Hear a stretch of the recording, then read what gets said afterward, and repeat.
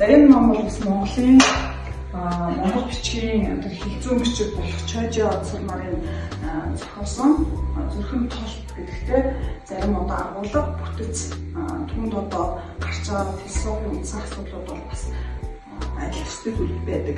Солонгос хэлийг монгол хэлтэй харьцуулаад харьцуулсан шинжилгээний үүднээс суралцаж өнөөдөр тодорхой хэмжээний амжилт үзүүлсэн таамаглалаа баярлалаа.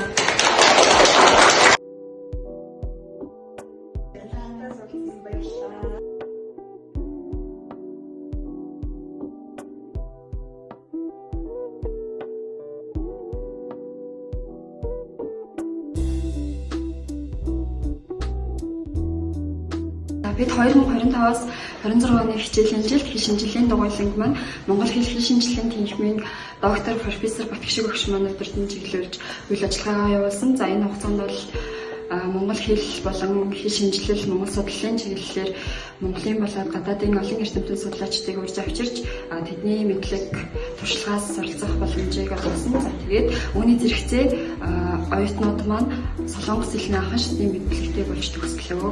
Энэ хугацаанд хөрөлцөн ирж мэдлэг туршлагаа хуваалцсан эрдэмтэн судлаачид болон өдөртөн чиглүүлсэн Батгшиг багштай мөн Монгол хэл шинжилгээний тэнхим талархснаа илэрхийлье.